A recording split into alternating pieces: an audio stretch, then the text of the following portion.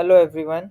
Today I played one of my favorite games on chess.com where I tried to use AI methods and create two personalities which discuss move individually as black and white, where I played as black and I created two AI avatars who discusses the moves separately. Between the videos you can see that there might be a glitch between the moves and the AI personalities discussing the move. Hope that you can forgive me for this glitch and I will try to make better in next time since it is my first try. So it was more of a demo method. Hope you enjoy it. Chess is often called the game of kings, but today we're looking at a match that's more like watching a seasoned predator systematically dismantle its prey. A masterclass in patience versus panic. That's such a vivid way to frame it, especially considering how this game perfectly illustrates the danger of what chess players call hope chess, making moves based on wishes rather than sound principles. Charlie, honestly, looking at this score sheet, your side, white, played like they were hoping for a quick hustle in a park, but black played like a cold blooded engine. The opening was the modern defense. 1.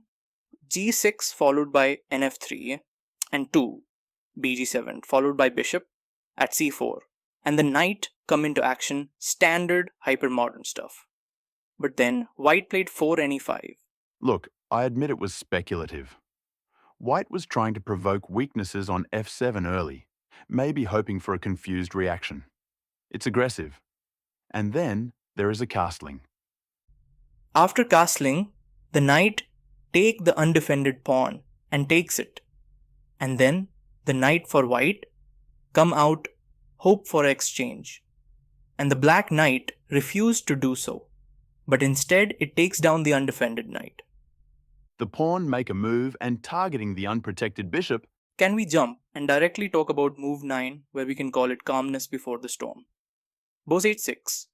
White is already down a pawn after that mess in the center, and then he plays this. It looks like white was trying to prevent black from castling or remove the fianchettoed bishop. It's a thematic idea, usually. It's a blunder. Look at black's response. Queen h4. It's beautiful in its simplicity. You developed the bishop to h6, leaving it undefended and simultaneously weakened the h2 square. Black hits you with the double attack, threatening mate on h2 and the bishop on h6. The game is essentially over right here. Yeah, that was a blind spot. G3 stops the mate, but after move 10, Q kicks h6 black is up a full piece and a pawn. The technique from black after this is what impresses me though. Usually, amateurs get nervous when they are winning. And white tries an unsure move at 11 bishop at 5, trying to check the king and give a false hope for himself that it can win, forgetting that there is a bishop waiting to protect it. Exactly. Black didn't rush. Move 11. b6 and bb7. Do you see what he did there? He saw the white king was weak on the light squares and immediately rerouted the bishop to the long diagonal. It's textbook execution. White tried at move 13. qc1, hoping to trade queens to stop the bleeding, and black correctly declined with move 13 qh3. Why trade when you have a mating net?